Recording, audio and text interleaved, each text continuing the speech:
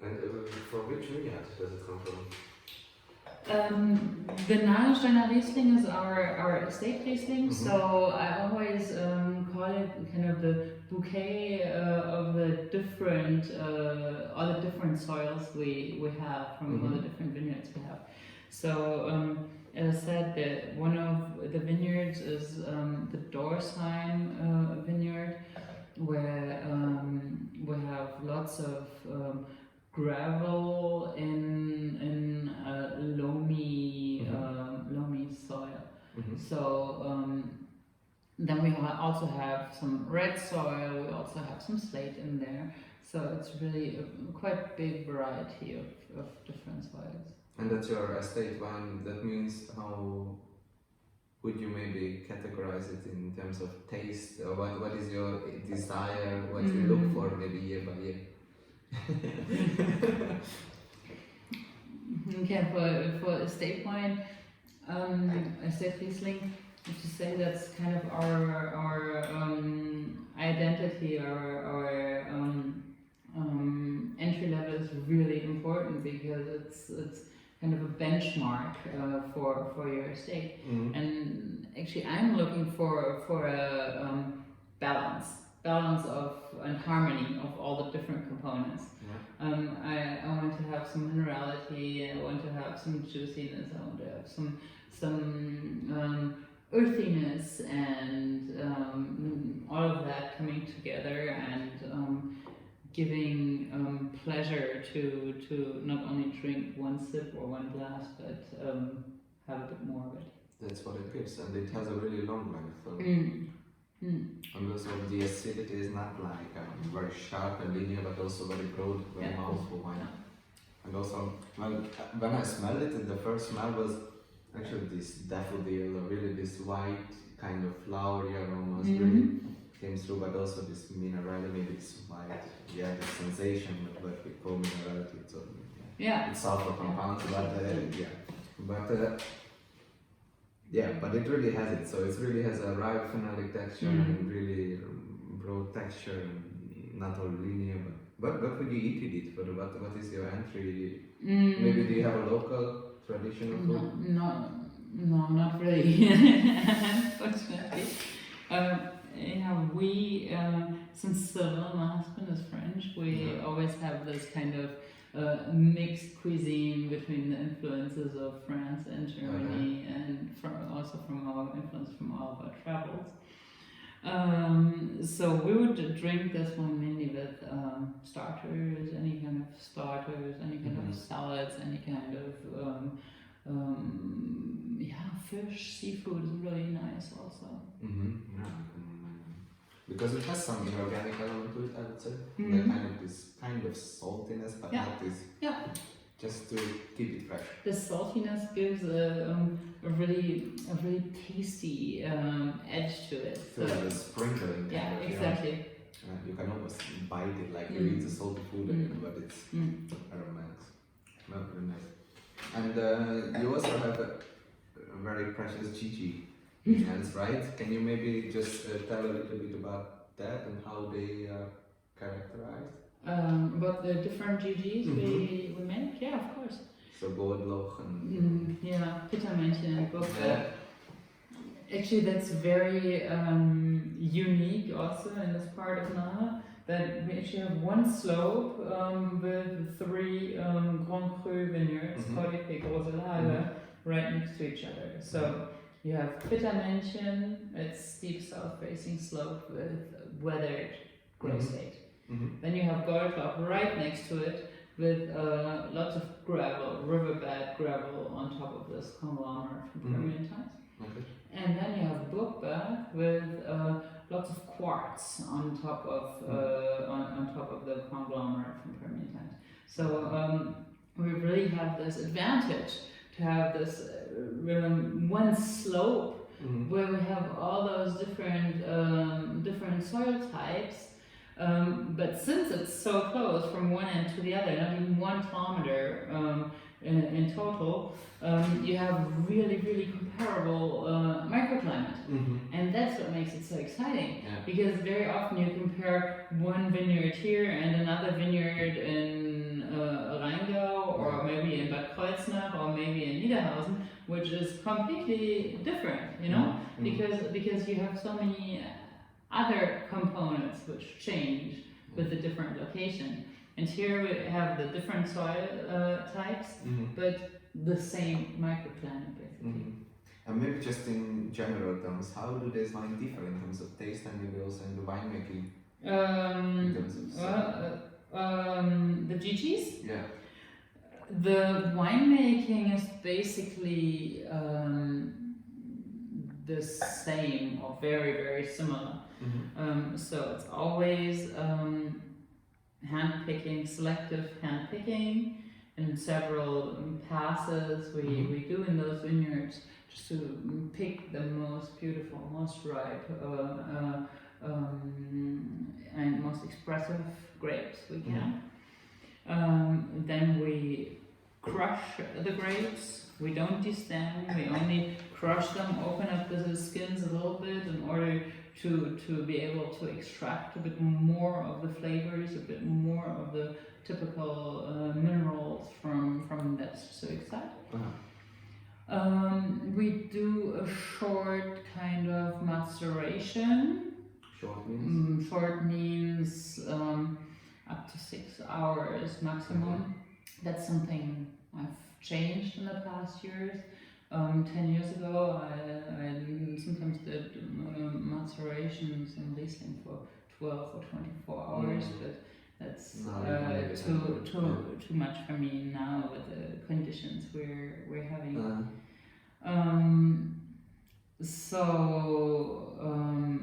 After that short maceration, we press the grapes.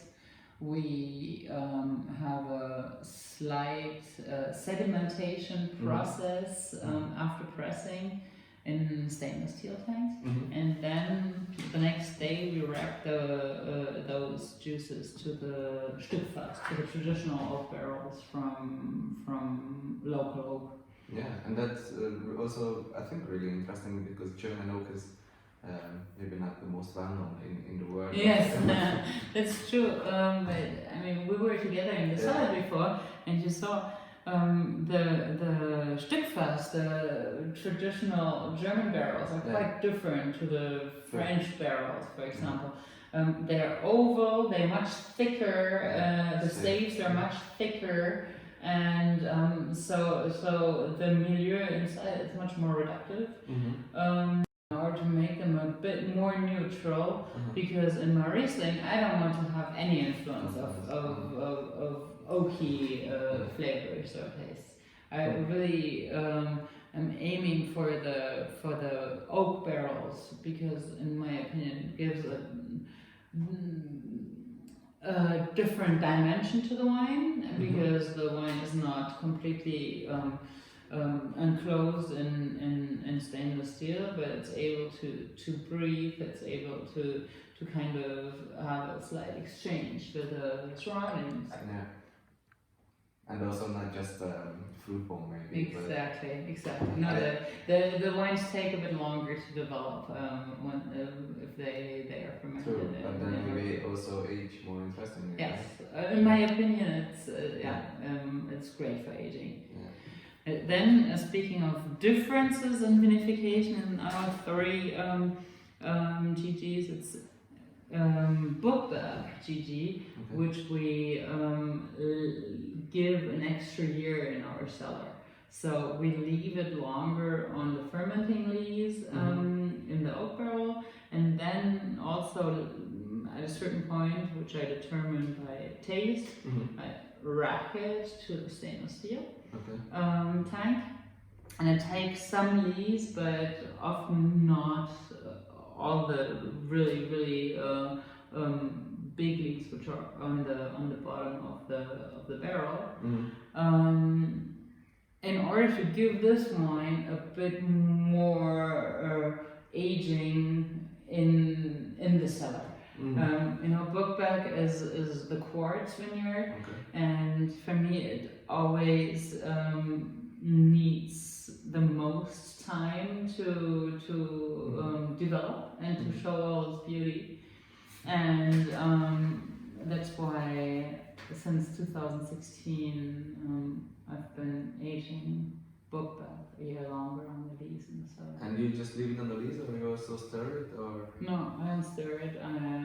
If you stir too much, you'll lose a bit more, too much elegance in my point of view. So I just leave it on the lees and let the wine absorb. Yeah. The beauty. Yeah, yeah, exactly. And you also and so and then Burg comes to the market 1 year later than the other juice, so September of the following year. And you also have a great passion for Pinot Noir, what we already discussed. So what's your approach, maybe, what you in terms of Pinot Noir making and maybe? Well, my making of Pinot Noir is a really traditional one. I do de-stemming by hand. That goes back to an experience of my first year I had here, which was 2006 vintage. We had really beautiful Pinot Noir grapes, but we did not have a great de-stemmer. Okay. So when we de-stemmed the grapes, you could not recognize the berries anymore. It was really open and it was really yeah, exactly. So I decided right away, no, we're not going to continue this. We have to do it by hand because I really want to keep all the potential in the berries and in the grapes because I don't want them to oxidize before fermentation. I want them to stay in the wine. So ever since we've been destemming by hand, nowadays we have a kind of drain, stainless steel drain with holes like this size. So we put the grapes on top and we just rip them very carefully on top of this, so the berries fall through entirely and the stems stay on the top. It's a really interesting and well-working system. And the past 3 years, I've been adding a little bit of whole clusters also to the Pinot Noir fermenters. And why? Because I like the freshness the stems are giving. And then you keep it in used barrels, probably, right? Or I use barrels. Yeah, I don't like milk. Okay. Yeah, pigeage by feet. That's what I've learned at DRC also. It's just the most sensitive way of doing pigeage because you don't have any edges on your feet. Also, you feel the temperatures, you feel the activity in the fermenter, and that's a very important factor to me to get a sensation of what is going on in those fermenters. Also, in the beginning, it's cold, right? And when you start doing pigeage, you kind of give your own body warmth to the grapes in order to start fermentation. I really like that idea of kind of interaction. Oh, yeah. Then you could really like a wine research, probably. Yeah, would be nice to try. Yeah, we can have a bottle tonight. And how long do you leave it in the barrels? Probably mostly. About 18 months. Okay. Yeah. So 2018 is still in the barrels. I'll take them out maybe next week or the week after. Okay. And I bottle them unfiltered, so just rack the barrels, have the barrel sediment in the tanks, and rack them once or twice to another tank, and then I bottle it. And because you probably drank already some older vintages, so what's your take on unfiltering, and what do you think it gives to the wine for longer terms? With every process of filtering, you take out some component of the wine. And for the Pinot, I just think it's the optimum and to keep everything together. You know, also the advantage in Pinot Noir is that you have a stable product. I mean, you have zero residual sugar, you have mallow, which is finished, and so there's not the same risk as there is for a Riesling, for example. If you bottle the Riesling, sweet Riesling, or even a dry Riesling, which might have 4 or 5 grams of residual sugar, which has not gone through malolactic fermentation, I mean, you don't have the stability, the natural stability, and yeah, that's why I think it's really the way to go for the Pinot, and rather than for Riesling. Maybe can we try the other Rieslings? Of course. If you're ready. Sorry, but the wine was really good, so. Yeah, no, it's the best compliment you can make me to end your glass. Thank you. So what are we drinking now? This is Burg Schlossberg, VDP.Erste Lage, trocken, 2017 vintage. Prost, thank you.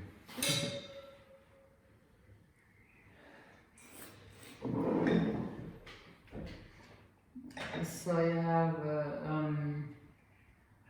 slightly more development because it's a year riper.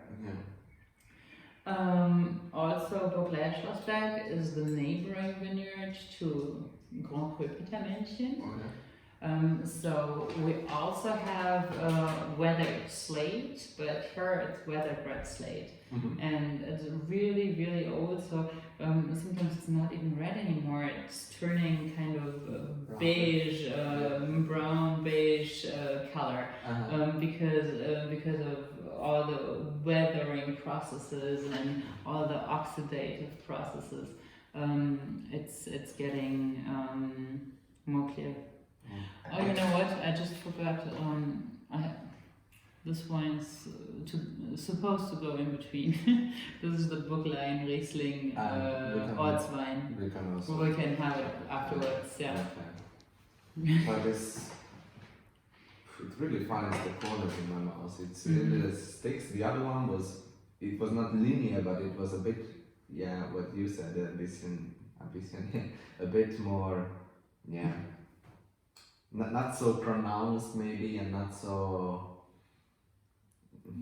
ripe. Yeah, well, this is a state Riesling. This is entry level, and here we are in Premier Cru, and it's a big step. It's a big step, you know.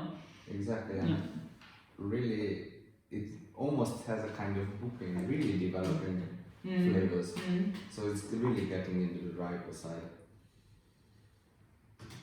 But really nectarine what comes to me. Really this was the first thought. I mean, you can. How would you describe this one?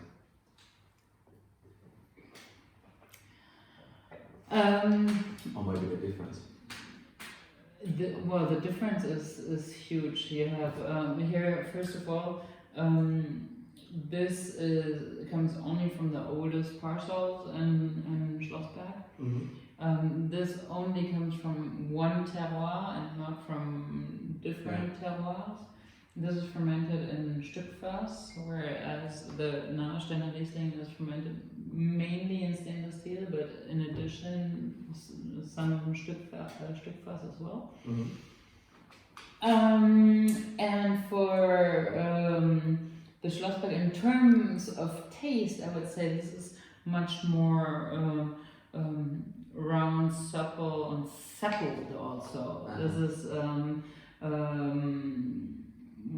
more a kind of juicy and exotic character, but combined with like kind of slightly smoky minerality. For me, it's like a bit darker, so to say, in terms of soil, or maybe a bit dirtier. Well, that's slate. Slate gives a little bit dirty and also touch to it. Yeah, but also more like the skin of, for example, a pear or a quince, this kind of phenolic, kind of light bitterness, but and very well integrated acidity, and also very fruity finish, so not acidity, doesn't stick out. Really beautiful wine. And maybe, but how would you maybe define this in a kitchen or in a restaurant? Because the Riesling is also always a really good, I think interesting pairings could come out. Yes, it's true. I really like this wine with fish, like a grilled salmon, for example, or like a strong fish dish. Or I could also imagine it really well with chicken, and we like to make a dish which we call a coq au Riesling. So it's like coq au vin, the traditional coq au vin, but not cooked in red wine, but cooked in Riesling. And then you add some small tomatoes and some apples and some mushrooms and some